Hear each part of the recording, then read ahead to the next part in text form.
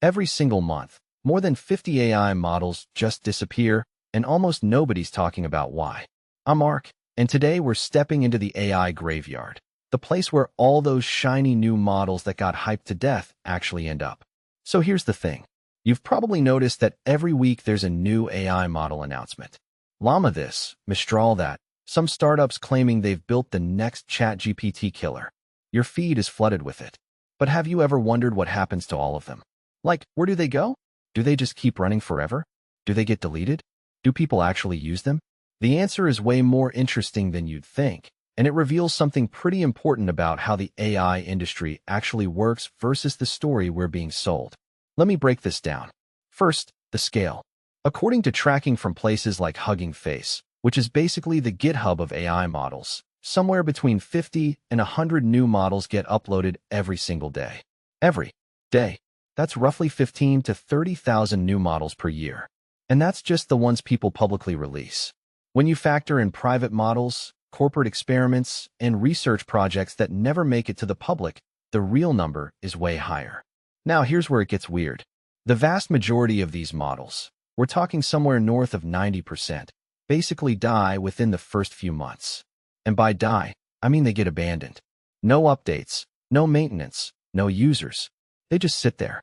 So why does this happen? Let me walk you through the actual life cycle of an AI model, because it's not what most people think. First, there's the hype launch phase. A team, whether it's a startup, a lab, or even just a group of researchers, trains a model. They think it's good, maybe it does something interesting, maybe it's slightly better than what already exists in one specific way. They release it with a blog post, some tweets, maybe a press release if they've got funding. And for like 2 weeks, everyone's talking about it. It trends on Twitter. People try it out. Everyone's excited. Then what? Well, reality sets in. The model has bugs. It's slower than promised. It doesn't actually work that well for the specific thing people want to use it for. Or, and this is the big one, it turns out the model that already exists and is already widely used does the job fine, and switching over isn't worth the effort. That's when the model enters what I call the zombie phase. It's not dead, but it's not alive either. There's maybe a few hundred people using it. The creators aren't actively updating it because they've already moved on to the next project. There's no business model, no reason to maintain it. It just sits on Hugging Face or GitHub, slowly becoming outdated. Eventually, one of 3 things happens. Either the creators take it down because it's embarrassing that it exists and nobody uses it. The server costs become too much and they just let it go offline. Or, and this is actually pretty common, it just gets forgotten about until the platform hosting it eventually cleans it up.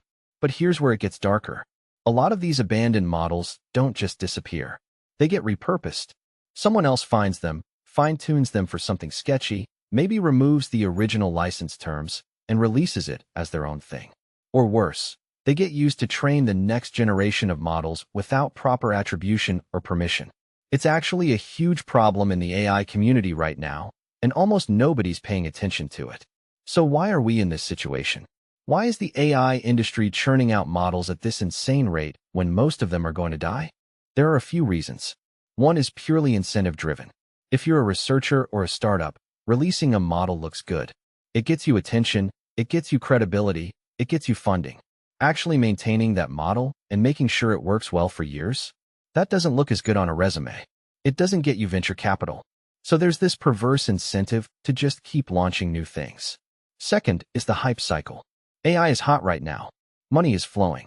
Everyone wants to be part of it. So even if the previous model you released didn't really take off, the thinking is, well, the next one might. And if it doesn't, there'll be a next one after that. It's a lottery mentality, and the house, the investors, the hype machine, always wins. Third is fragmentation.